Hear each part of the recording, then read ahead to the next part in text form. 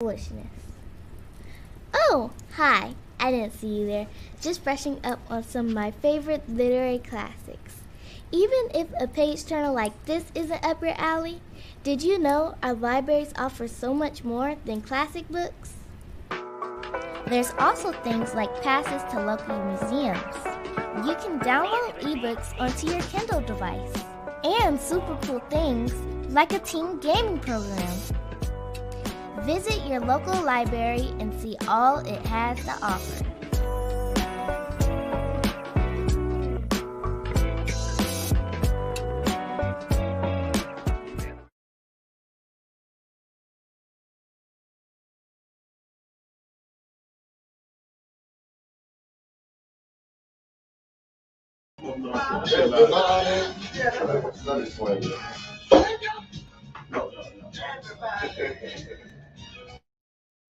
Hello, I'm Gabe Ortiz, and this is WEDU Arts Plus. Based out of StPete, the Tampa Bay Breakfast Club is a morning radio show about hip-hop life and urban culture. Meet the hosts who inform and empower their listeners.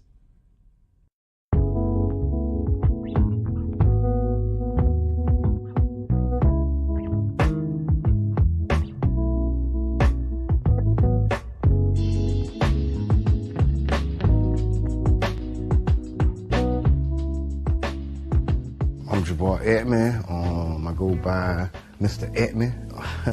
My role, I'm a host and I'm co-founder. My name is Brother John Muhammad, Your Brother John, YourBrotherJohn.com. And my role on the Tampa Bay Breakfast Club is host or co-host. I just go by Kiana. Sometimes you may hear the guys call me Q. I may say Q just depending on my personality that day. And I'm the female of the crew. All right, I think I keep balance when you look at the Tampa Bay Breakfast Club. So that's my role. And I'm Bruce Moore Jr. A lot of people do know Bruce Moore Jr., obviously being born and raised here and going to school here, but there's many more people that know Reno. StPete is small, and so the good things and bad things that come with a small city, you know, everybody knowing each other, of course, would be one of the pluses. My neighbors were not only just my neighbors, they became my family. Trying to put that back now, like really getting back to a place where we know our neighbors and we look out for each other. It was a StPete that existed, you know, south of Central, and then there was another StPete that existed north of Central and downtown. It was a struggle then, and I think it's still, you know, somewhat a struggle for black people in the city of StPete. Even with every step of progress we make, it's still a struggle to, implement that progress. Did y'all hear about the weed college, the first cannabis college? In Orlando. Talk to us, Soprano. Yeah, I've been looking at it. This is serious, y'all. Over a year ago. If you got the charges, Medical go and marijuana. get the degrees, King. You got years of experience, man. It ain't like you come into a classroom with no data. Elon Musk said that a drug dealer knows how to manage and run a business better. I can't believe that. The real facts, man. There we go. Now, this is the Tampa Bay Breakfast Club. I'm your brother John. This is Kiana. I am the one and only Mr. Edmond. We got a guest in the building. Yes, Mr. Harold Bryant Jr. Loving it. And this program is being brought to you as part of the New Image Project of the Community Development and Training Center, aka See That? See that. And we would like to thank y'all for tuning in, helping us to redefine what's cool. What's good? Okay, so we got him on 10 and a half. Yeah, that's the version. No. That's the version. I don't know if that's this. Is that 10 and a We half? just getting started. Yeah, so we got him on the 10 and a half. No, I'm woke. I'm here. Yeah. I'm talking about, I'm acting like I ain't just wake up 10 minutes ago. Me too. Meanwhile, we All back. You. All right. Believe that. You were supposed to be fixing everybody. So hold on, I want to talk about these lovely fruit cups. Okay. Right, one time yes. for Kutel, Yeah. no excuses, and he's been flushing me with these. He's been under the interstate. Oh, yeah. The seasoning yellow, Yes. yellow watermelon, pink pineapple. That's the truth. Yeah. Pink I'm pineapple just is saying. the truth. Exotic. If I was to give up, So that yellow that I'm looking at is not pineapple. hey man, just chill. I'm asking a question. It's yellow watermelon. And then the pink This is the original watermelon color. The pink is not The green. original watermelon was yellow, y'all, The pink is, and this is a pink pineapple. yeah. So Never the truth. So when y'all see them It sitting under is the interstate, absolutely. this is healthy eating. we need a whole store of this. We need a whole grocery store of this. Yes, we do. Right? You can feed the community, off a tree or a vine. And if you'd like to contribute to us getting a grocery store and put that in there, you can go to ocgc.coop. ocgc.coop, because we do have the one community grocery co-op, and we're looking for membership. So if you'd like to see us with a grocery store and that to be in it, go to ocgc. What? Big shots out to one community grocery co-op. Yeah, Erica Hardison, Erica Hall, Chelsea, you, and everybody else. Yeah, and everybody else is a part of that movement. I'm about to mute. I'm finna mute. If I was on the phone, she would have hung up on me. Really? Yes. I think he's doing good. Listen, if I was on the phone, she would have hung up on me like 2 comments ago. Good Lord, man. Yeah. Never stop. Join the conversation. 727-637-2416. Call in, y'all. So it's what's on your mind Wednesday. Yes. All right. Yeah. I got some stuff on my mind. Go ahead. What we gonna start with? So it's a couple things. Good morning, Sierra. Thank you for the stars. So the first thing is Harry Belafonte. Okay. Yesterday. That was. So that's what that was. I've been seeing that. Harry Belafonte, the OG man, 96. Mr. Deo. Yeah, and so we sad to report that the actor, and he's an EGOT, I think that's he got an Emmy, a Grammy, an Oscar, and a Tony. One of the few people to do that. And he's like an activist, man. He's like really real with that. Hold on, just chill. Just chill. So the EGOT winning civil rights activist Harry Belafonte, he's died at 96. Civil rights. Yeah. On Tuesday, a rep for Belafonte Okay, wait. confirmed that the legendary singer had passed away due to congestive heart failure. So he's born in the 1927 in Harlem and raised in Jamaica for a portion of his life. Belafonte would evolve into an influential figure within both the arts and civil rights spaces in America.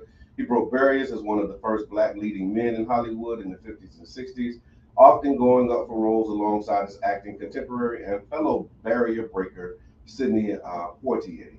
Belafonte went on to star in films such as The Award Story, Island in the Sun, Odds Against Tomorrow, and perhaps most notably, Carmen Jones, starring with Dorothy Dandridge, which received critical acclaim. Belafonte is survived by his wife Pamela, 4 children, 2 stepchildren, and 8 grandchildren. How old is Pamela? Oh, Harry was 96. That's a blessing in itself. Yeah, that's what I'm saying. So What is she with 30? You know what? I mean, listen, I got the juice. I subscribe. Right. I subscribe to the 2 people that's in a relationship. Yeah. Yeah. So do you have rules on like how young you would go? Like how much younger than you would actually date a person? So I do, but I don't. Okay. Right. What's the youngest that at this age right now? What's the youngest you would go? It's all right. They made a whole movie about this. Stella got her groove back. Okay. My money to life too. Hey man. My money to life. So let's be honest. The youngest I've been is 15 years. 15 years younger. Yeah. Okay. All right. Did that make you a cougar official? Yes. So okay. like she's a mermaid cougar. I am. So here we go. This is where I am. This is where I'm at in life, and I can I can get your son, the daddy, and the granddaddy. They all like me. The son, the daddy, and the granddaddy. So you can take a pick, huh? Yes, they all. You know what I mean? And then I choose the one that I want. You choose the one that you want. Look, and you so serious too. You like set up your back straight. Like you doing your nails. I saw what you did there. Like that. But I will tell you, so I think there's rules in Kiana's land about about this. Like I think. So age don't make you mature, right? Yeah. I think certain life experiences do. True. Also is that I think it's creepy if you date somebody that you you watch grow up. Oh yeah. You know what I mean? Or you mentor and things like that. Yeah. I think that's like. Is that grooming? I think it's kind of predatory. Or it could, yeah. And to me, it is. Especially if it's like, okay, I've been watching you since you was a little. Right. If you came to my house and I was like, and you called me Miss Kiana or Mama, and then next thing you know, we're dating. Yeah. Okay. What, fellas? Well, you're married. You're married. You on the focal point. Don't make this about me. No, make it about you. Hey, ask the audience. How low is too low? How many years? How many years? How old? You know? Somebody say, Kiana, you a cool guy. You gotta call her. How? It's what's on your How low is too low? It's what's on your mind. Go ahead, call her. Mother Pearl. King Reno, what's good, man? How low is too low? Okay. Yes, King Reno, blessings. Yes. King Reed, I was just talking about you, boy. Yep. I just told him Miss Peanut got it on lock. We can't talk at the same time.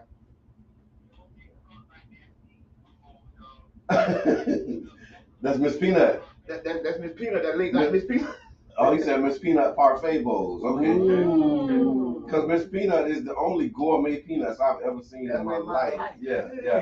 And they live up to the hype. Here in St. Pete, and they live up to it. Gourmet peanuts.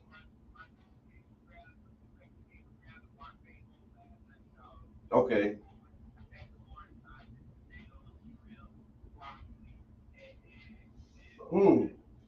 So we redefined the parfait now. That's not a parfait. Yeah, that's a gourmet entree. Yeah. We redefined the parfait. Yeah, the whole snack.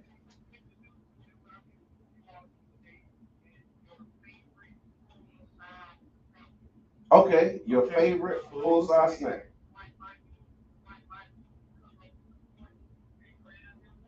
Okay. Yes.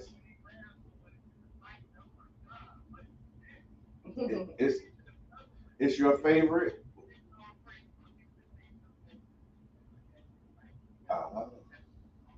Okay, we'll do. Where and when?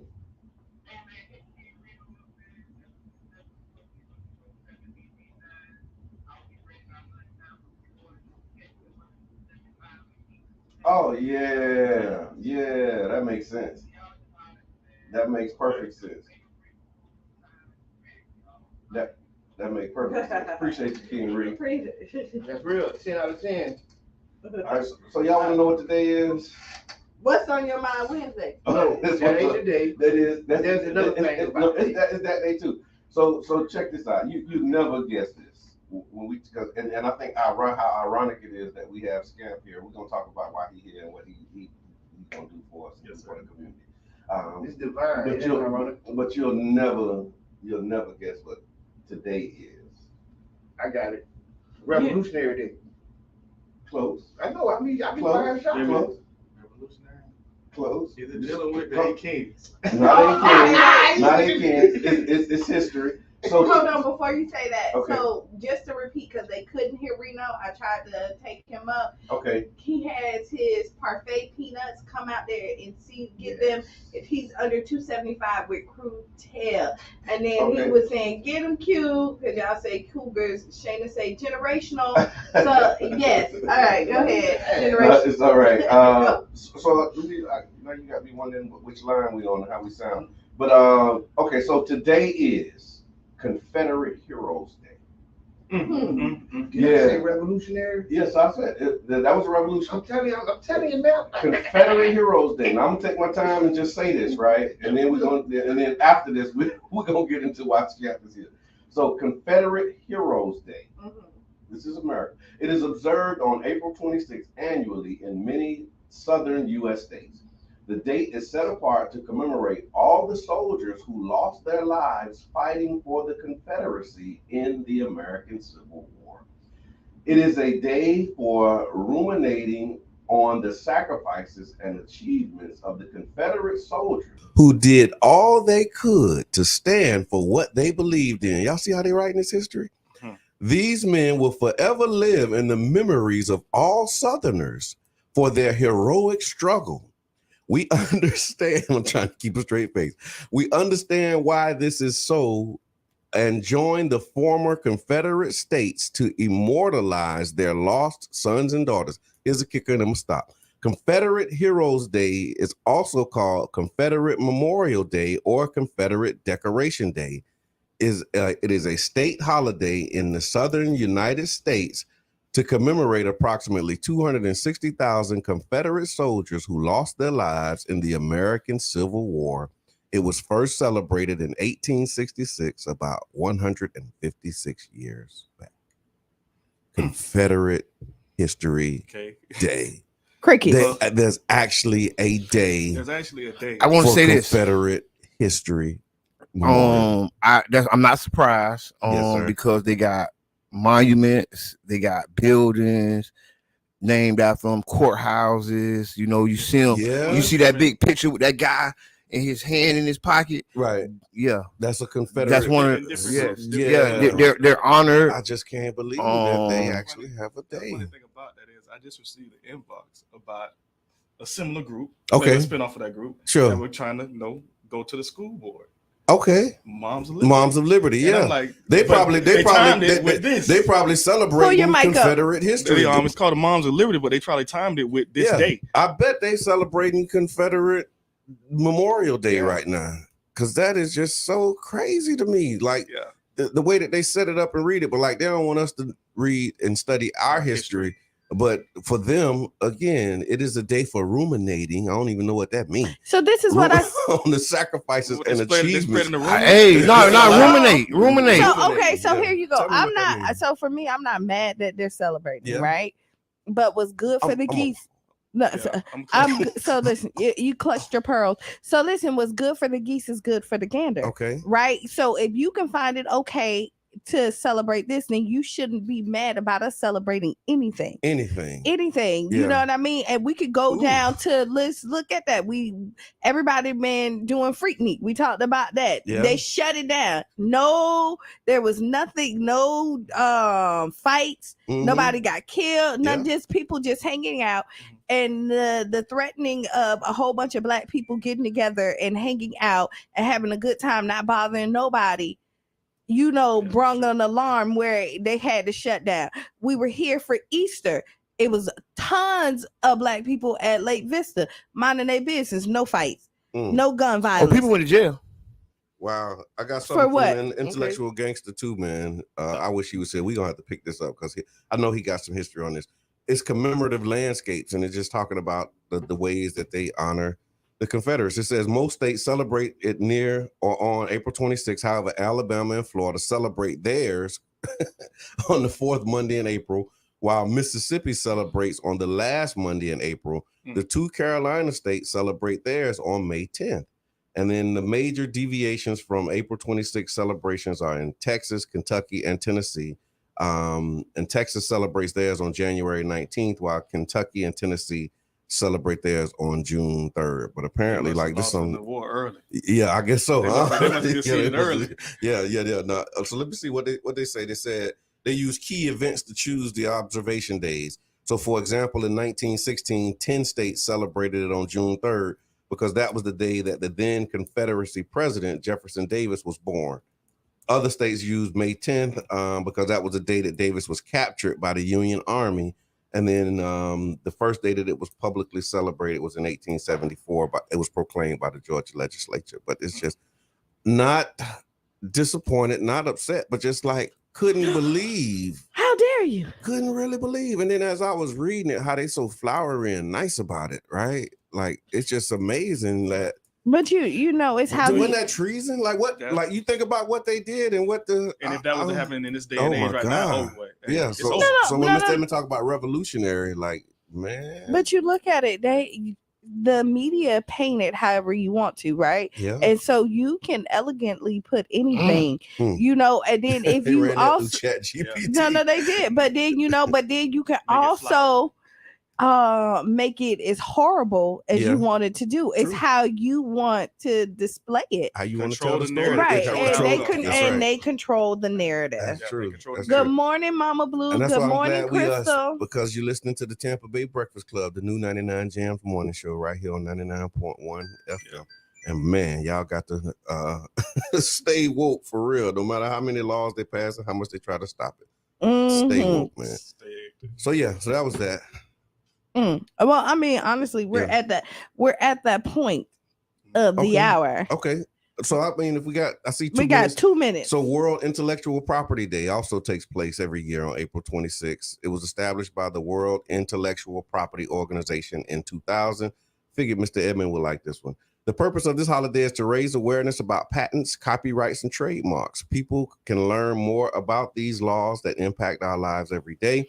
It helps us to celebrate the talent and creativity that makes us able to recognize the contribution of creators in the world.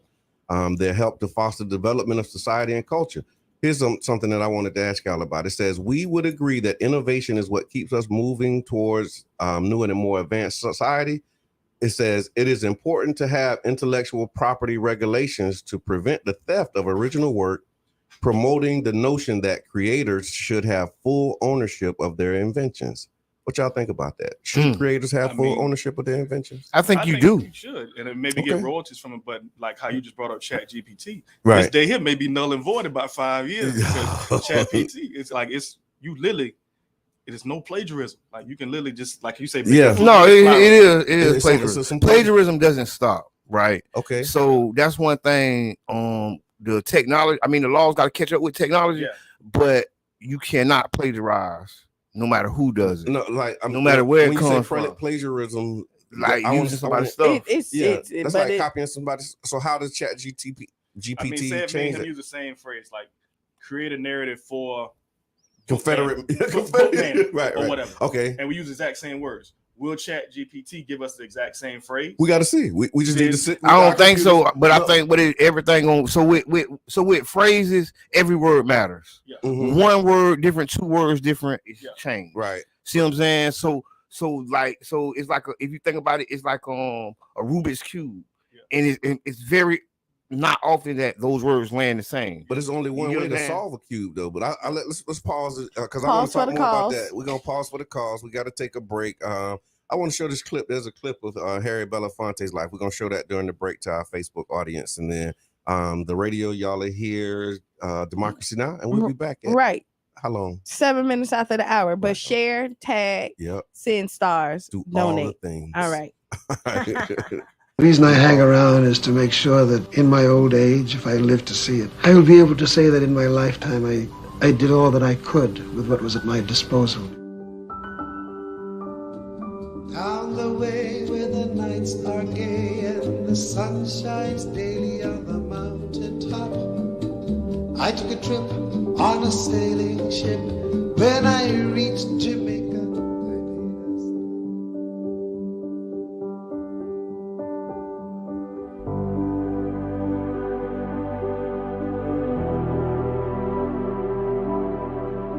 here is Harry Belafonte. Ladies and gentlemen, Harry Belafonte. Mr. Harry Belafonte. And now it says here tonight that we're going to have the fabulous Harry Belafonte. Here it comes. What kind of woman is calling out? Every day you will hear her shout. What kind of woman is calling out? Every day.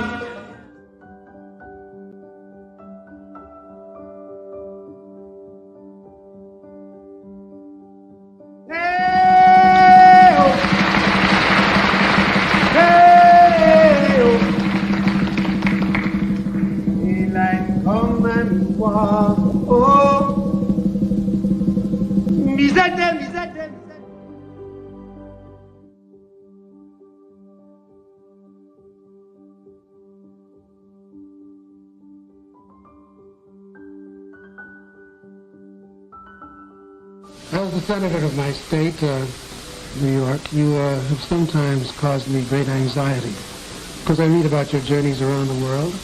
But I think the thing that frightened me most was when I read that you were in the Amazon River and you went diving into the heart of that river in the midst of piranha. Is that true? No, but it sounds right.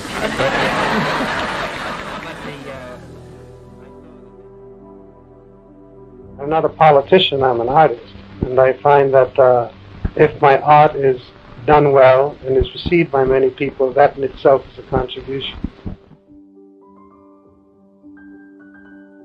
Dr. King called me, and he said that he'd heard about me and that he heard that I was an artist with a deep sense of social commitment, and that he wanted to talk to me because he was trying to recruit forces to help him on this mission that was overwhelming him.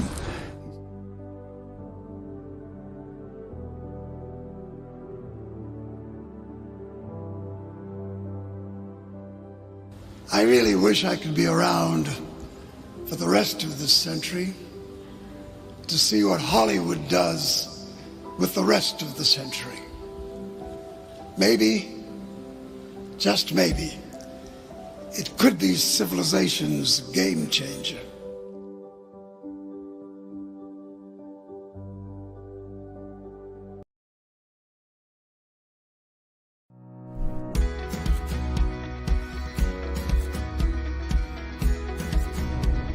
District 7 is located along its north end on 5th Avenue North, all the way down to 54th Avenue South, from as far west as 58th Street to 16th Street South on the east.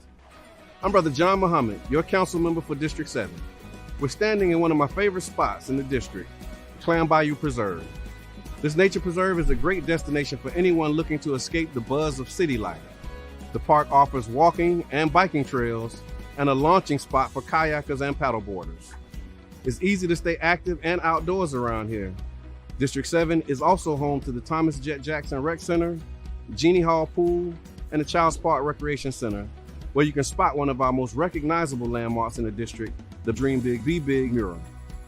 If those destinations weren't enough, we also have the Skyway Trail and the Pinellas Trail, offering car-free mobility throughout the district and connecting to other parts of the city of St. Petersburg. If history and culture is what you seek, this district is also rich with options, from the Dr. Carter G. Woodson African American Museum, a stroll along the African American Heritage Trail, or a visit to the historic Manhattan Casino. Our local businesses shine in the district. Local shops and good food can be found throughout, including the Deuces Live Main Street and the 16th Street Business District. District 7's locations within St. Pete is also close proximity to just about everything, whether you're looking for access to downtown or the waterfront on the east, or the Gulf beaches to the west. There's a lot that I can say about what I love about representing this district, but what it really comes down to is the people who live here, the people who work here, and the rich history of resilience, all due to a community that has overcome barriers to progress time and time again.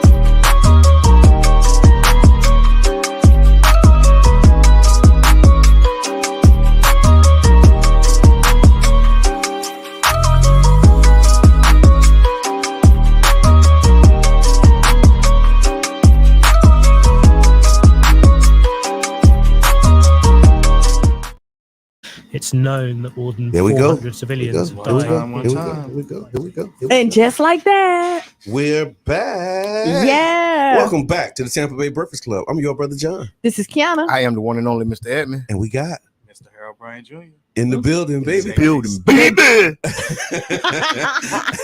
Well, that's one good intro right That there. That is. And this program is being brought to you as part of the New Image Project of the Community Development and Training Center, aka See That? See That. And we would like to thank y'all for tuning in, helping us to redefine what's cool. And that's what we're doing. Like, really, for real. Like, it's cool, y'all. We made it to Wednesday. We halfway through the week. Hump day. We ain't even gonna say it's the hump day.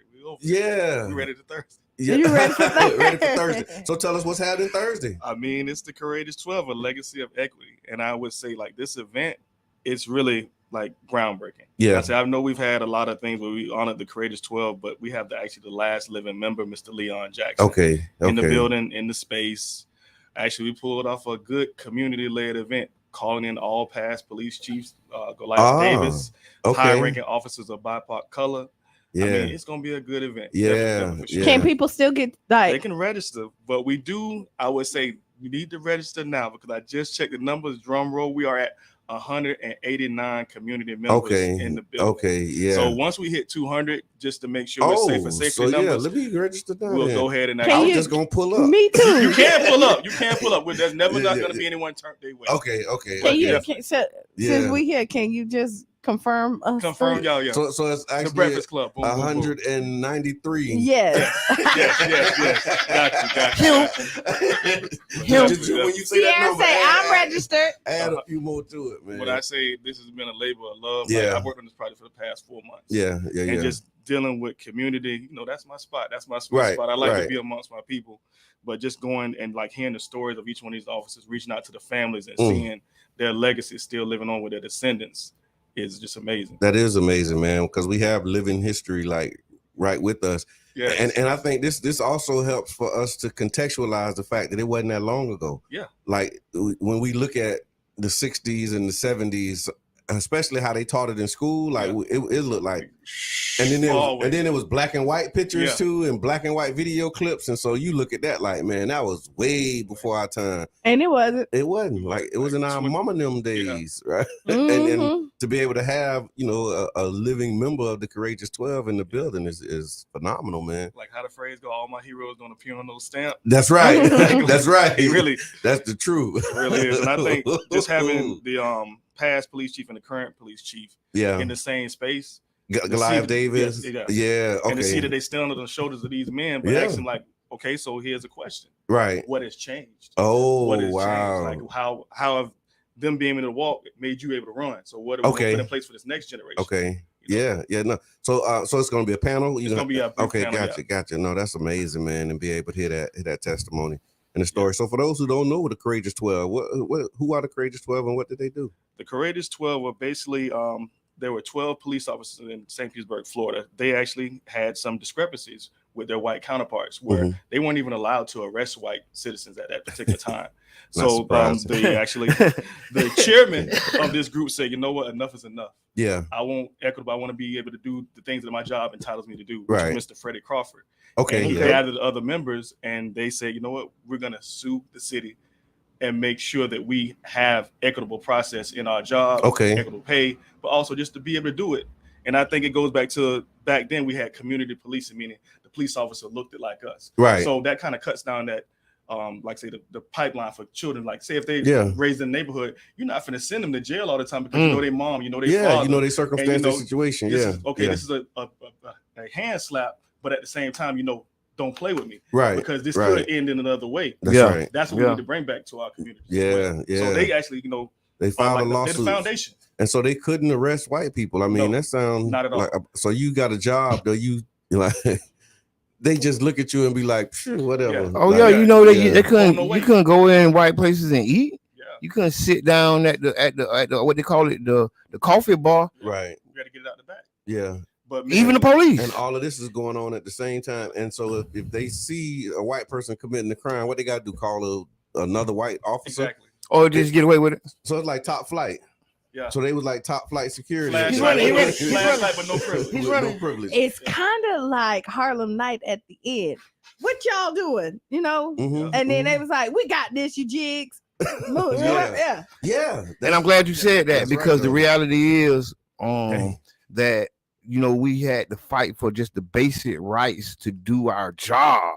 The job is to make sure the community is safe. So they had to protest, and that made a movement all around America. Yeah, when that ain't just hit here. When they filed a lawsuit. Yeah. So one thing about dominoes, that's one of the dominoes. I heard this from an elder. Yeah. That was one of the dominoes that helped start some of the civil rights, everything. Yeah. But look at St. Pete. If you look at it, St. Pete, rich civil rights history. We spearhead a lot of stuff. We've done it. We had the chairman on, and one thing he said about St. Pete, he'd been a lot of places, but St. Pete is resilient. Yeah. Right. That's true. And we take the hits for everybody else to be great. Forward. Yeah, a lot of incidents. And I can't say this ain't the last of it. Right. This is the first of a series. Okay. Like you said, how it sparked certain things. So I ain't gonna let the cat out the bag. But just know we got a full calendar for y'all, for community to be engaged. This is the beginning, not the end. Yes. Yeah. Oh man, no, this is gonna be good. And I'm really looking forward to that. Like you said, having one of the living members, 12. 12. So I heard that it's like, you know, a lot of them have passed. Yes. Like almost all of them. Yeah. So and he how old he is, like 82? Yeah, he's in his 80s. Yeah. But So active. When I say active, yeah. sharp as a tack. So it ain't like an old 82. I think I've met him. And he got his book. I think I met him. What's his name again? Mr. Leon Jackson. Mr. Leon Jackson. So you're looking at like, okay, 80. So we think about that. Like me and Brother John, y'all might subscribe to this. We both say that we want to be so old. People want to ask us how we got there. Yeah, Like, what's what's the the secret? secret? What's the secret? But like you look at him, you say he's sharp. Then we look at the chairman who was here, who's 82. Yeah. And he cannot do all of it. You go stay on it. You got to keep this stuff in your diet. Like, When they were back then, they had a lot of just wholesome school. Like even with my grandma, when she moved on her street, it was an orchid, like an orchard, an orange orchard. She said it was dirt roads, but she literally seen a neighborhood grow up around her. Wow. Like houses going up. Yeah. But she could live off a Publix chicken for 3 days. Off the land, She gonna cut it up. She knows her portions. They That's had true. a healthier diet plan back then. Yeah, bigger portion, and better portion, not bigger. And I remember reading, better, not bigger. I remember reading too that like even the nutritional value of the foods that we eat. So like they said, a carrot from like 50 years ago is way better. Is way more nutritional than what it is now because just what they've done with the soil, what they're doing with the seeds, pesticides. It's crazy. I want to talk about the Courageous 12, right? Mm-hmm. And you know how they couldn't arrest whites, right? And we look at it. That's crazy when you think about it. It is crazy, but then like we fast forward here, and look at some of the changes or not of where there's still leniency when you look at people when you arrest whites compared to the blacks. Oh, so it's still going on. You know what I mean? So can black police arrest white people now? They can arrest them, but no, I'm talking about the mental. I'm talking about the mental. I ain't talking about the law. I'm just talking about when you see, you know what I'm saying, a black man standing next to a white man, which one you search? Which one you detain? Yeah. You get what I'm saying? And then do that over 1,000 days. You get what I'm saying? Or 1,000 times. And then see what you get what I'm saying? Yeah. So that's what I was thinking. They had that video with the two people in the mall, the two children in the mall fighting. Right. And the white guy swung on the black guy defended himself. And got arrested. And when the police came, they had the white dude who was the aggressor sit down over there and pounced on the black boy. Like, so yeah, that stuff is so real, like you're man. looking at it, so how much have we really changed? That's what they're gonna ask. The dialogue. That's what they're gonna be asking. And I got a real question for that too. Also to add, like, you know, not how much has it changed, but how much and how hard are we willing to push? Yeah. Are we no, I'm talking about like what these men did. Like they put their life on the line. They push. Yeah. This was what they call avant-garde.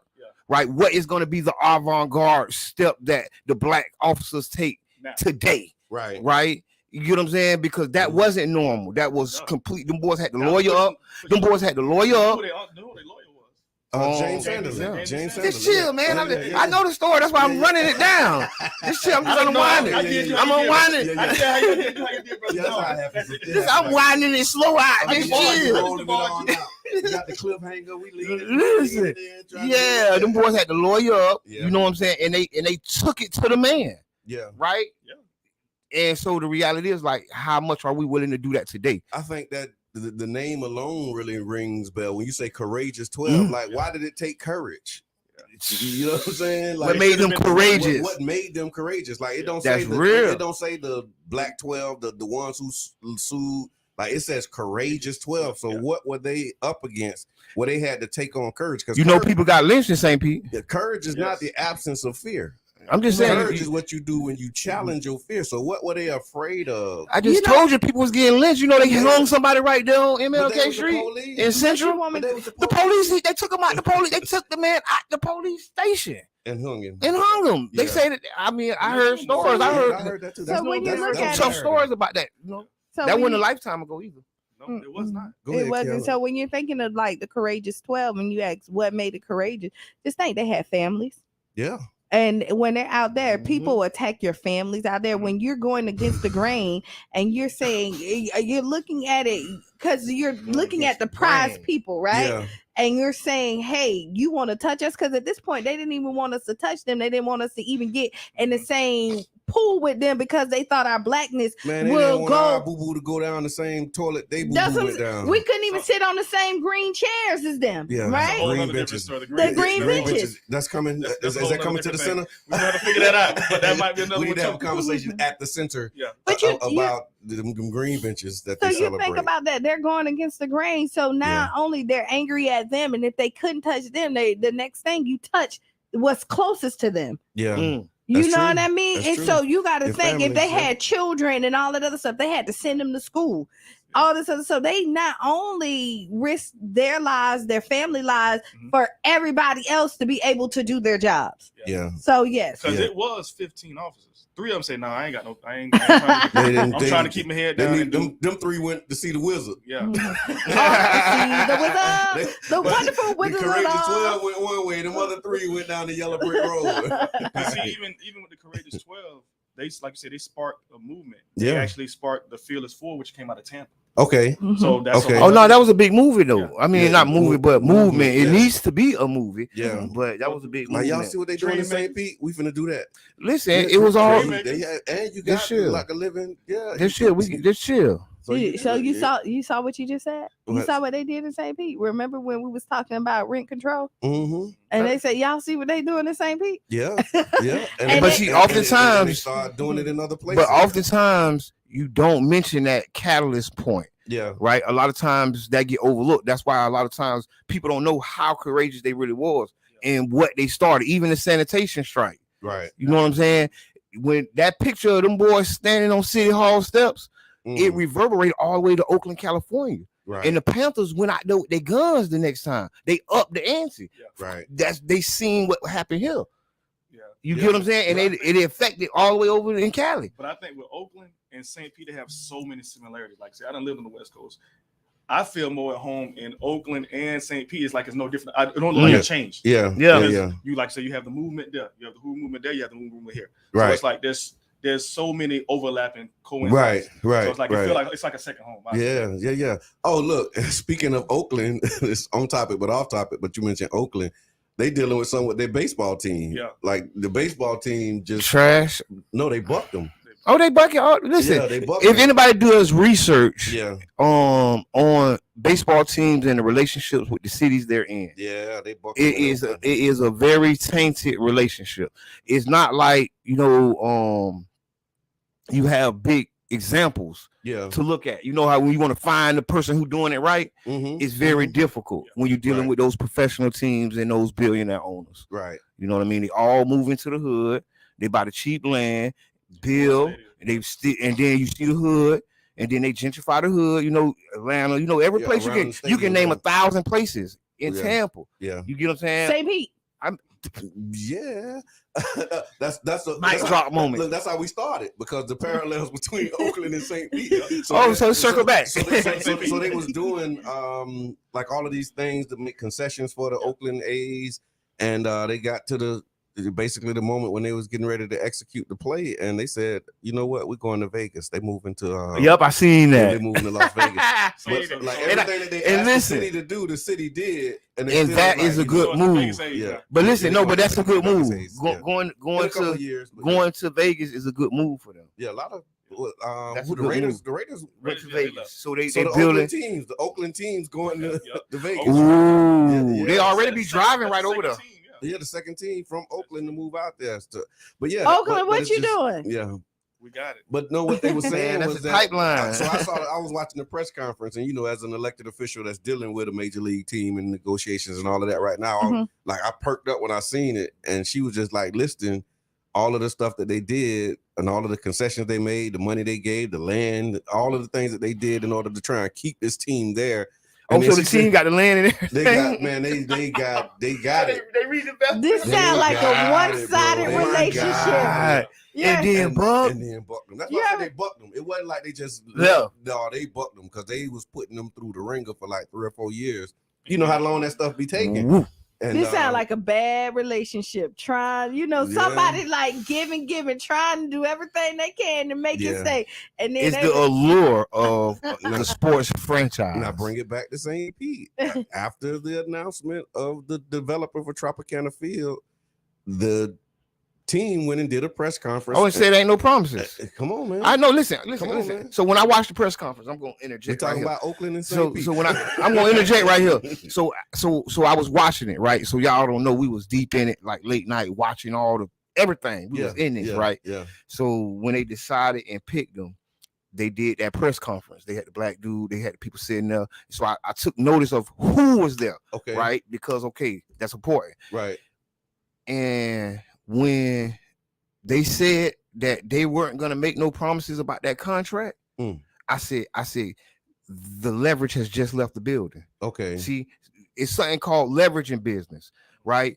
And when you have leverage, no matter how cozy your relationship with the person you're doing business with, you have to use your leverage. You don't give up your leverage. Yeah. So, just saying.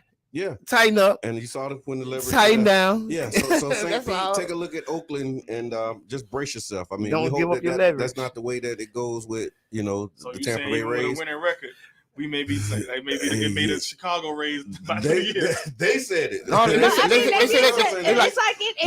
like Canada. They like Canada. They said they want to go to Canada. They trying to get out the country all But together. look, just think about it. If you look at it, if one person is loyal and faithful and the other one's still out there playing, then that means that somebody pump your brakes. Somebody gonna get the short end at somebody some point, because you're not equally yoked, as they would say. That you're not on the same page. Wow. You know what I mean? Y'all are not in the same committed relationship.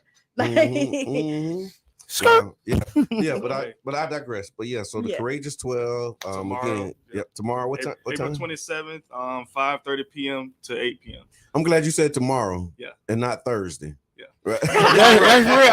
Listen, I was just telling somebody that. Where we was at? That's what promoter. Hey, no, it was here. With the chairman. Yeah, with the chairman. They like Thursday. I say, y'all better say tomorrow. Yeah, it was like tomorrow. You better say tomorrow. Tomorrow night. Because you keep saying Thursday. And people are like, oh yeah, we got time. No, we said tomorrow night. Because today is Wednesday. The fear of missing out. FOMO. You don't want to miss. Yeah. And you know the St. Pete Black History living. Yeah. That's so important. Yeah. Tomorrow. Wait. Tomorrow. Pause. I don't think anybody heard what Harold just said. Okay, go ahead. And I'm going to say that because FOMO, this is fear no. The most important thing I think he said to bring the kids. It is a family-friendly event. Yes. Bring the kids. That's right. Because they That's need right. to know the history. Because we kind of know it, you know what I mean, and it's good for us. But listen, they're gonna be the ones that's gonna be the next courageous 12. I couldn't say Hopefully courageous they don't 12. have to be courageous. I mean, we're always gonna have to be courageous when it comes in. If we look at the society that we in and we're making strive, there's always gonna be something that we're gonna need to make it better. And we need to have people. We need our children to see that it's okay to stand on what you believe in. Right. Stand on it. Stand on it. Yeah, you gotta stand. I That's stand on real, that. man. E40. I was just listening. I was just listening to that. So you're listening to the Tampa Bay Breakfast Club, the new 99 Jams morning show, right here on WUJM 99.1 FM. This is a community-owned public media resource, and as such, we rely on the support of listeners like you to help keep the shows that you love on the air, keep the doors open, lights on, and just keep this quality programming going out. Hold on. And so we definitely would thank you for your support. Thank y'all for tuning in, listening, but also if you want to take some more concrete, substantive action, you can go to www.99jamstheberg.com and make a donation and contribute to the station. Do that and do it now. Thank you. There you go. All right, caller.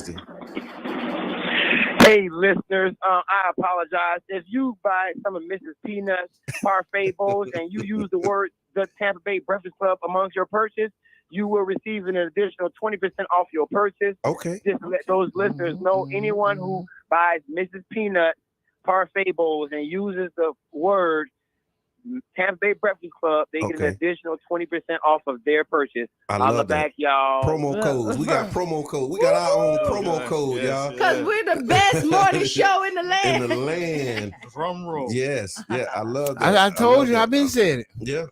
You've been said it. You said it. That's my motto. That's like Muhammad Ali. He said, I said I was the greatest before I ever realized I was. You gotta believe it first. I'm telling you. You convince yourself first. Mm-hmm. So talking about the greatest, there was an indictment. Okay. Yeah. Of the members of the African Socialist Party, known as the Uhuru. Yeah.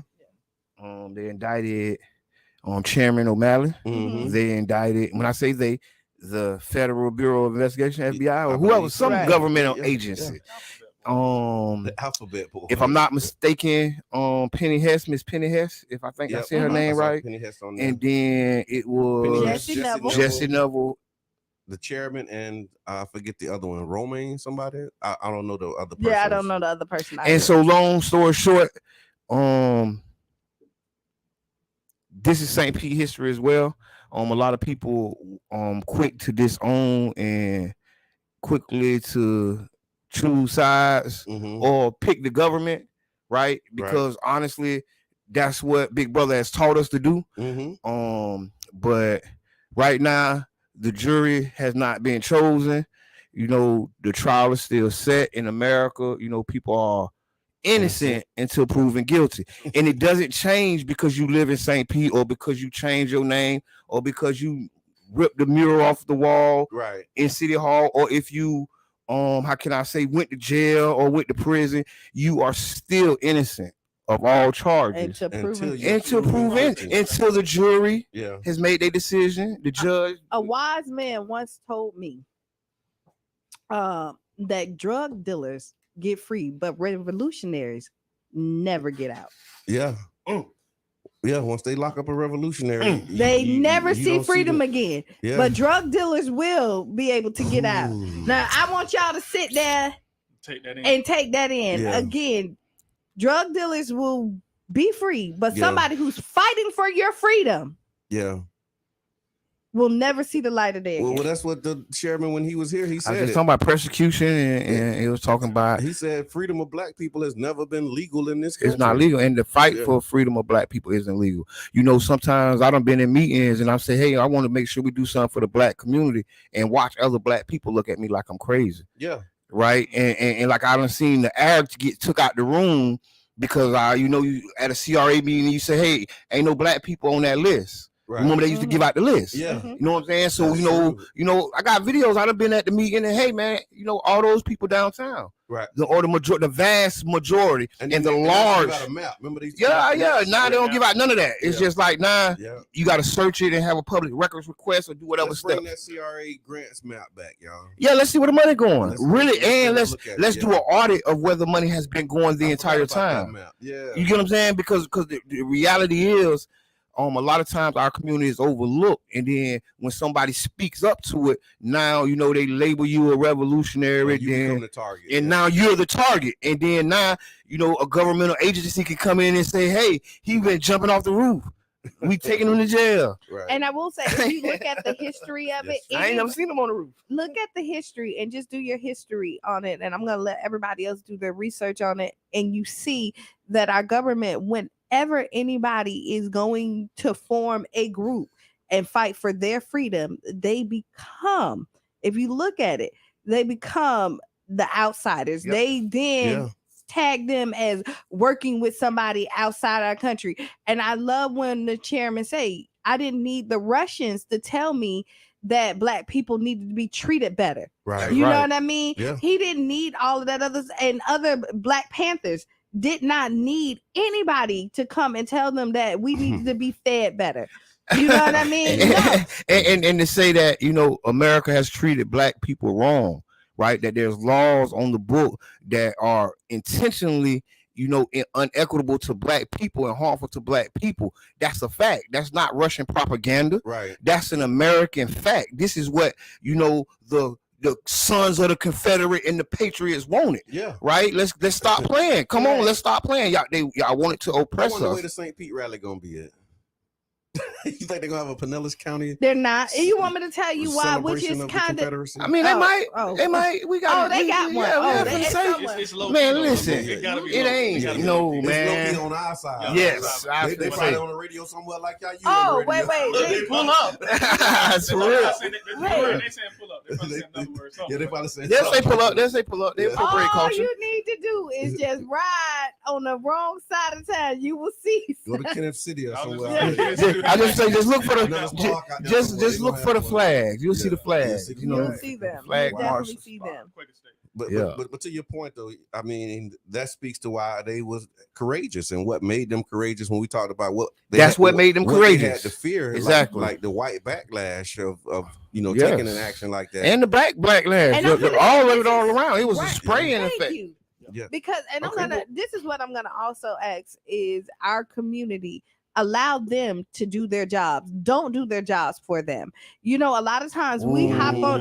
I'm gonna say, and I'll say that again. Do I need to hit the views expressed on? Yeah, you can. You can. Is this the views expressed? For real. You can. And this whole show is views expressed. And from this point on. And you can look at Kiana with that. This ain't. You know what I mean? When I say that, let them do their job. Don't do their jobs for them. Do not give them false information because of how you feel. Feelings are not facts. You may feel a way and your feelings are real, but they're not facts because they change with the wind. Just because you don't agree with how somebody may have done something does not mean that they're wrong. And I will tell you this and what's also fact is that there always been conversations and the chairman did not do this by himself. Yeah. Right? He did not go to City Hall and pull down the mural by himself. He heard the voice of his people. And it's really, and I'm going to tell you what's really sad, and I stand by my people here, is that you call when nobody's looking to ask for help, but then you can't stand by somebody else's side when they need your help. Yeah. So don't, that right there is cowardly. Yeah. I will say that is because I know that you will call somebody when you can't stand up yourself and do it, but you'll call the person that you know that will get out there and fight because you don't want to fight, but you want it done. That right there ain't cool. Yeah, I want to say this. Again, the views that's expressed. But no, and I want to say this because I agree with that 100%, and that's a part of oppression, right? That's a glimpse of oppression is when people would rather participate in their own oppression. Yeah. Right. It hits that hard. You'll see, a violent situation, and then the person who being violent against the victim becomes violent as well. Yeah. That's part of that's part of the psychological effects of oppression because people help oppress themselves. They fall in love with what's called a Florence Nightingale Stockholm syndrome. Yeah. So I was watching the Ray Tampa podcast. Actually right here on 99 Jam. Yes, big shout out to New Image Project. And yes, thank you. And they had one of the brothers who was alive during that time when the mural was taken down, and he was talking about how they would go to City Hall and they saw it, and they was always bothered by it, but they never, the thought never occurred to them take it down. To take it down. And so they was like, when O'Malley did it and he took it down, like it was a really racist mural, and they just endured it for years. And so when he did it, like the symbolism of it, and he said that when he's tell the story about it, he didn't go there to do that. No, it was something else. He was there for something else. And then as, let me get that. As he walking out, let me get that. And as you walking out, and you look up and you like, let me get that. Let me get that about you. It was enough is enough, and he just snapped and he pulled it down. But the impact of that. Like with the brother who was here, and when he was talking about it, I think they was in their 20s at the time, and he was like, that really inspired a lot of people because they was like, even if you didn't agree with him, you knew that what he did with that was right. You know what I'm saying? Now, there was other stuff, the way that he was going about solving the problems, because the socialist conversation and all of that stuff, that's something that we really have to sit down and have. But for them, like, just to see the way he was standing up and the way he took that mural down and what it meant, like they was really. I want to say something about the socialist thing, right? Because like we got the first democratic socialist like on the city council. So you get what I'm saying? You gotta think. It's so crazy. You get what I'm saying? Because we get those labels put on us, and then people treat us different because of it. You know what I'm saying? And I done got labels all over my head, and people treat me different because of it. And I hate to see it. You know what I'm saying? And I'm watching it play out in real time with like a living legend. Yeah. You get what I'm saying? And then the people backbite, you know what I'm saying? I done been on them threads. You get what I'm saying? And I'm like, wait a minute, hold on, what is this? Right. Are these people serious? And they are. Right. And it is. I don't care that you're fighting for my freedom because I don't feel that I need to be free. We didn't discuss this. I didn't talk to you about saving me, and that's how people feel on the inside. But then but then on the flip side, they do, because again, they know. Let me tell you that. So this is just like they know who your fighters are, right? Oh, they go meet the fighter. You right though. They know who the fighters is, and people will then talk in your ear and then sit back and know what you're gonna do. So people know how to push the person up that's gonna go and make the fight, and then they sit back. It's like throw the stone, hide your hand. Yeah. You know what I mean? And then act like you didn't have nothing to do with it. No, they want to be free. They want to be. But listen, so how do you get it? You just reminded me of that thing. I hope I say it right, but if I don't, y'all can Google it. Meritorious manumission. And it was a law that basically said if you was a black person that told on a white person, on a black revolutionary. So tell on the revolution, the Nat Turners of the world, like there was a black person who was in the meetings listening, and then they went back and told. There was a law that rewarded that. It was called meritorious manumission. Yep, and they give them their freedom and stuff. So they reward them. They reward them for telling on somebody. This is what you got. Policy. We got this still today. It's going on. And so here we go. The early version of COINTELPRO was like. So here you go. When you look at it, they won't promote us as a group. Right, but they individualize. So you have one that will turn their back on the group to get the small piece of pie. And honestly, when you have one, then they pull the strings on how much power you think that you have. But in a group, they cannot do that. Right. And so they divide you from the group. Again, I'm going to say the group. Intentionally, and make you feel that you're up here, but yet they're pulling the strings and there's nothing being done for our community. And I always say, what is more important, for you to be right or for us to fix the situation? I think it's some people, because and this is real, some people just want to be right, because some of the situations that our community is in, I ain't gonna say they're easily handled or was easily handled, but small investments in the past would have paid off big right now. Yeah. Right. I agree. Right. You know what I'm saying? So, and I was thinking about this last night. So remember, we lobbied, they were going to build the police station with the 200 or the 400, 500,000 that was needed to do Childs Park Lake. Yeah. Right. We got the word on city council member Wingate Newton gave us the word that, hey, they're going to sweep your $500,000 into the multi-million-dollar police station. Yeah, y'all need to start, making some noise or lobbying for y'all in. So a lot of people know, because we didn't make a lot of noise. We just went to doing the meetings and playing. Yeah, you know what I'm saying? And that's true. And but the real and the reason I brought this up, because we only got 250,000. Yeah. Right, out of 500,000, and now to put those same amenities is going to cost us $1 million. That's what you're saying. The small investment. The small investment then would have been so big now. Yeah. Right, and that's just a small example of a lot of things. Yeah. You get what I'm saying? And what you call it, monumentum? Meritorious manumission. Say it again. Meritorious, like merit. Meritorious. Like you did a good thing. Okay, so meritorious manumission. And our intellectual gangster is in the chat too. So if you can maybe put us a link, put us a link in there, or give us a call. Brother Donnie, call in. Brother Donnie, call in, man. We got some time. Okay, hold on. So this is his thoughts on socialism. He said the ruling class wants socialism for themselves, i.e., farm subsidies, government funding, police protection, emergency systems, the military, but the ruling class wants capitalism, labor exploitation, market-based solutions, and land appropriation for the poor. It's what's on your mind Wednesday. Go ahead, caller. Hey, I just want to say, hey, y'all right on point, but that they do that right now today with the where they give you a couple dollars to go tell on whoever in the neighborhood. Yes. And then when you're incarcerated, it's called meritorious gain time. So if you tell on another inmate or you tell on somebody on the outside, you get meritorious gain time. Wow. So and it was also in the movie Roots when the dude, when he got killed, he said, I'd rather hang and die. And he told the other dude, you did this to me. Yeah.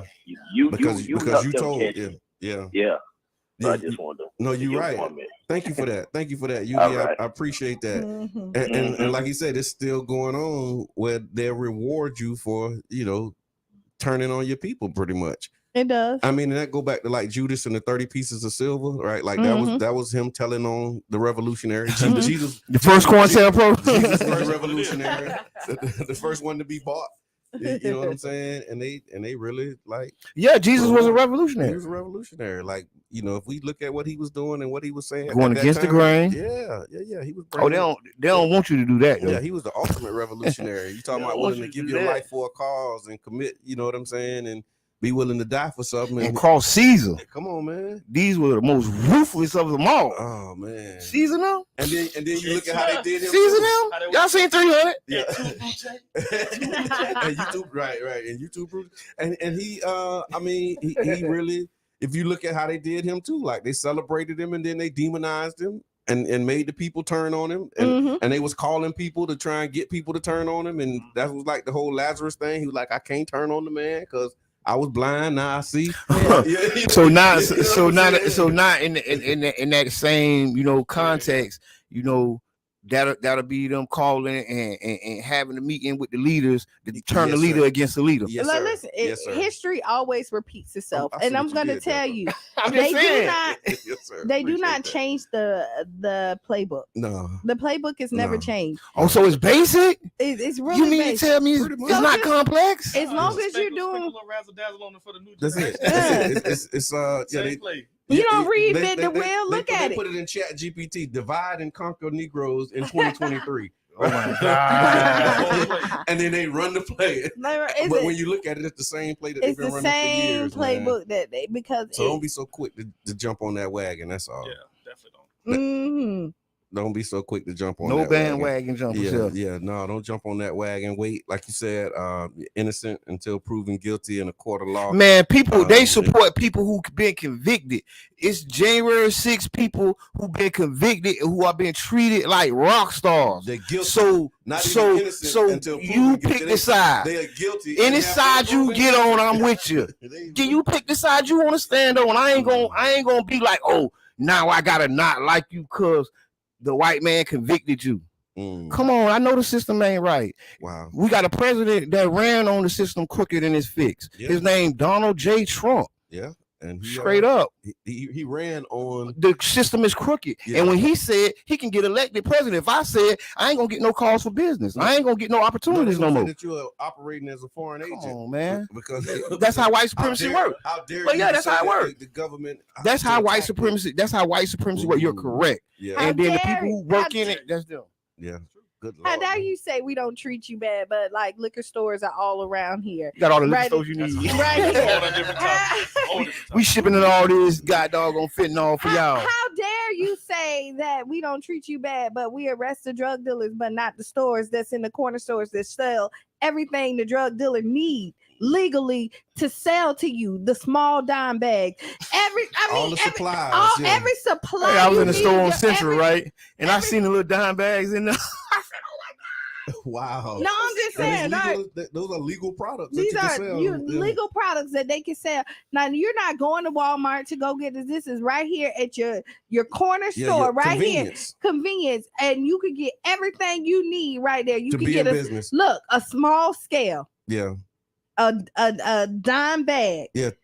You know, everything you need, and then again, you can walk in there. And then the product is there too. You just come on. Okay, stop playing. I was going that too. You got to do that Fred Sanford knock that on the side, and then you get the product. And you know, it's speak easy. You know, if you know the right word. Yeah, come on, man. Dang. So I mean, we got to look at the system, and the system needs to be changed. And then you know what? We're the problems, but again, we're not supplying it to ourselves. Come on, man. And that's why I think it's important to have events like this and to do things like this. And I'm glad you were able to come through this morning, man, and talk about it. You know, with the Courageous 12, because the Courageous 12, this is a segment. And we're talking about police, but there were so many courageous people who did so many different things. The sanitation workers and the nurses. Man, look, that's black infant mortality. Just think with this, everything that we got, we had to fight for, and we still. We weren't dying that much when we was delivering our own babies. And so now I'm just gonna get to you all the way in the road. So you say we want that. So then you're looking at that. also, what is the chairman doing? They have doulas. Yeah. Right? Because they're in St. Louis, they gave us the fact that in the first year of life for black babies, more babies die. Enough black babies die in the first year of life that can fill up 15 kindergarten classrooms. Wow. And so they seen a need, and they're bringing doulas there to help parents and mothers deliver their babies healthy, and so that they can survive their first year of life. And I want to say this, bring it home. We had that same problem here in St. Pete. I think, if I'm not mistaken, Bayfront was under investigation at one point about the large amount of deaths of black women inside of their prenatal or whatever the thing. The babies? The mother.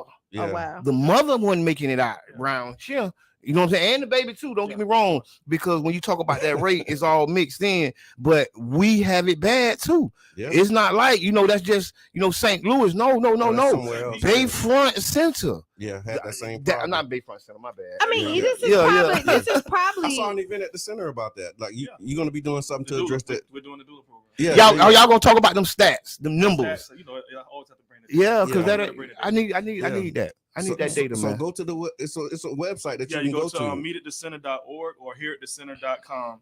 Okay. You'll see our list of events, but that's a doula event is definitely coming up. That's a doula event to talk about this maternal health. Yeah, and it's amazing. But like you were saying, just about the Courageous 12 and the things that they were up against. Yeah. And I mean, I just posted this. One of my mentors, Minister B.I., is a brother who was lynched, like, beaten and drowned. Survived. You know what I mean? And survived, like with, and it was the same type of deal. Like, they went into the police station while he was waiting, and they pulled him out of the police station and took him into the swamps, and they stood on his back and tried to drown him. But the way God prepared him, he had been a lifeguard. He was a frogman in the Navy, so he could hold his breath forever, it seemed like. And so when they stood on his back and thought that they drowned him, he was just holding his breath. They left, and he survived this brutal beating and attack. You know what I'm saying? And this was in like Monroe, Louisiana in the 60s.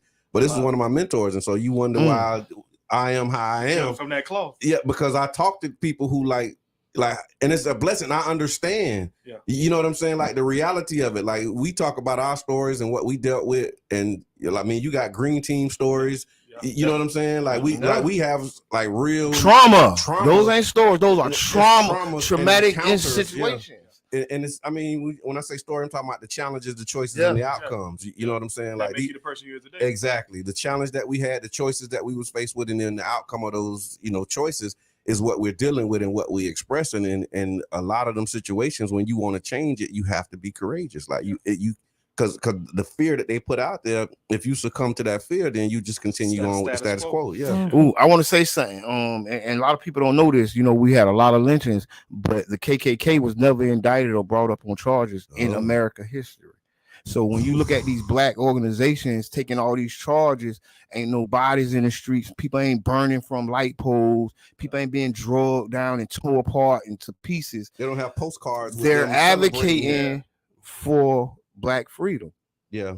You know what I mean? And the organization that's advocating for white power gets a pass historically. I want to see the indictment papers if it is, somebody pull them up. And you say this, and again, all black people was doing is protecting their people. That's it. That's it. But yet we can see us hung, drugged.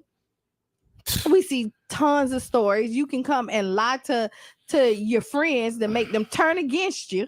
Listen. Nah, I'm just saying, like, this is drop on a dime, baby. Like, if you can meritorious. You can do this trip with your family, the Equal Justice Initiative, like basically, like we do Just Mercy, that whole organization, and then the lynching memorial that shows the national, like, tombstones, or like it's like a copper marker. Okay. Every lynching that has happened in the United States, there's three. There's two in Tampa and one for St. That's recorded. That's recorded. Yeah. But I was gonna say. Yeah. It's a lot of dead bodies. And take that energy on. Yeah.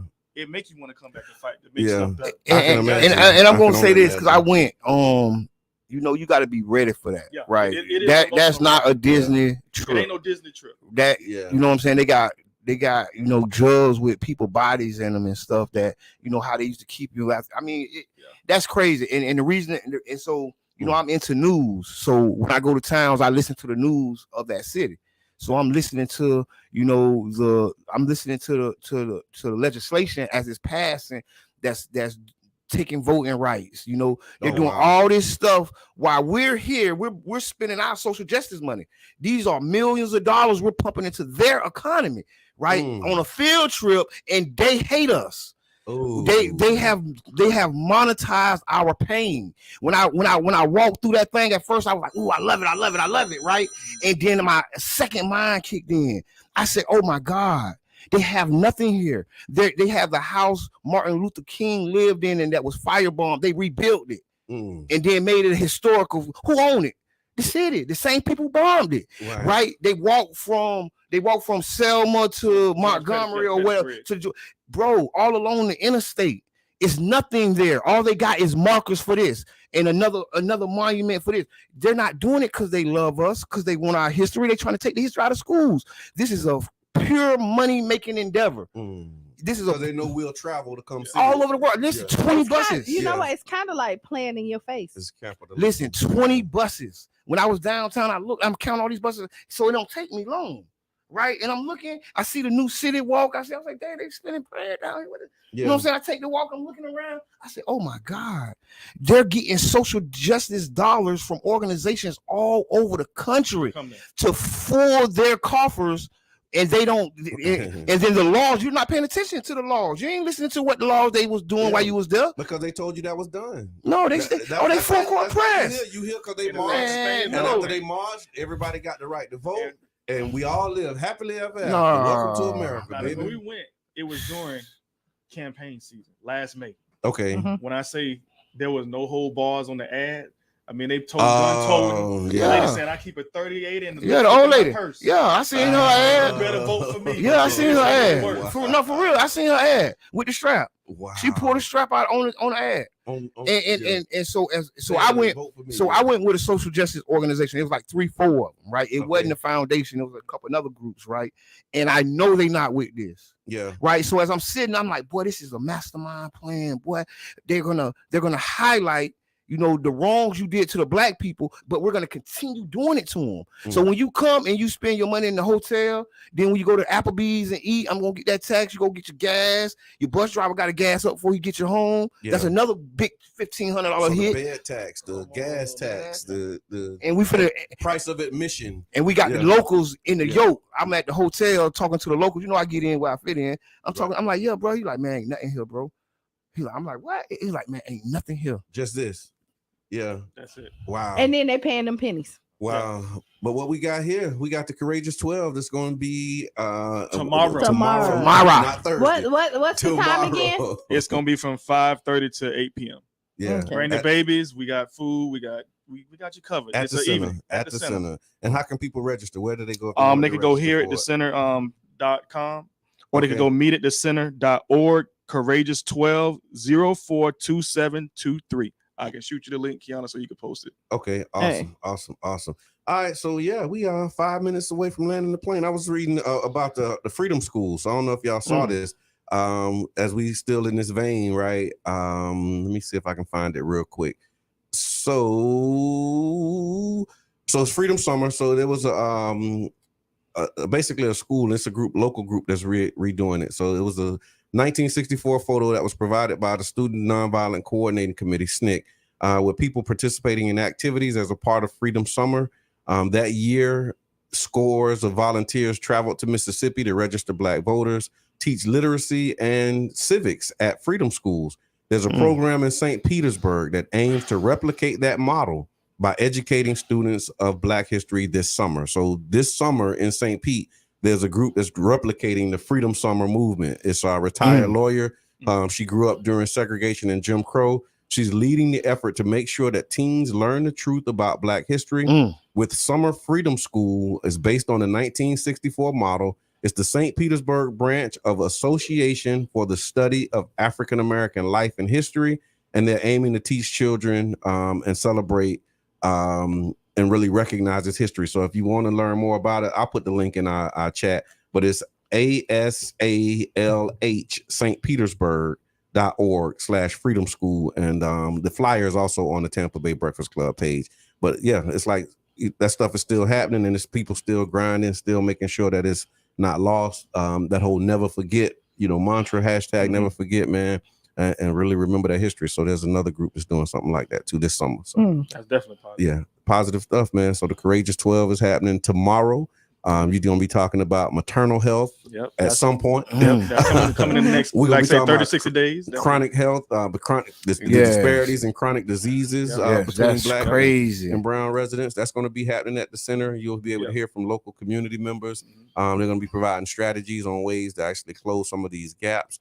And it's brain tumors as well. That's May 13th as well. Okay, May 13th. We talking about brain tumors. Brain tumor survivors and their stories. Oh man, is there a disparity with brain tumors? There is. Man, Dr. Kentea Beeler. Yeah, Dr. Beeler Gonna be running it. She has. You remember Dr. Beeler? I know Dr. Beeler. Yeah. I mean, because she has her own story. She had a brain tumor. I didn't know that. Yeah. She had a brain tumor and had. I know people with brain tumor and had to bounce all the way back. Like she tells her story about it. Yes. So she doing that event. Yeah. All right. So we got our final thoughts, y'all. Go her. Final thoughts. I'm just blessed to be among good people, my people, all the time. That's it. That's my main goal. It's fun. Definitely. Lots of fun. Mr. Edmund, final thoughts? Oh man, we got a lot of work to do. So get with us, stay tuned. Let's make some stuff happen. Let's push the limit, y'all. Let's be courageous for our generation, right? Let's do something courageous, y'all. Real deal. Brother Donnie said, read the book Cigar City Mafia. Oh yeah, he was loading up, and I was just reading up in the Sicilian and Cuban gangsters in Tampa worked with the Bolita gangsters in St. Petersburg and had a full-scale battle against the Ku Klux Klan. We got a deep Ku Klux Klan history here. So we lynch mob. Let's talk about that on Friday, Brother Donnie. Let's bring that in Freestyle Friday. The Cigar City Mafia: A Complete History of the Tampa Underworld. It's a book by Scott M. Deitch. Yeah. My final thoughts, man, is more that needs to be done and needs to be said, man. Y'all check out, y'all find King Reno. He left his number in the chat. I don't know if he left it in the chat, but he said it on air. Put it in there so you can find King Ree and shop with Miss Peanut, man. And say the Tampa Bay Breakfast Club so you can get that 20% off. Use that promo code. Thank you very much. Yeah, okay. So today is Wednesday. If y'all looking for something to do, Damian Davis, free comedy show at 31 Grand. Starts at like 8:00, I believe, tonight. He say, she say it's coming up next first Friday, Cinco de Mayo. So yeah, just be on the look for some great stuff. Be the change you want to see, you want to be. Write down those 5 things, and let's just do more. That's right. So this has been the Tampa Bay Breakfast Club. I'm your brother John. This is Kiana. I am the one and only Mr. Edmund. Who you is? I'm Harold Bryant, better known as Scamp. And we out. We really do good.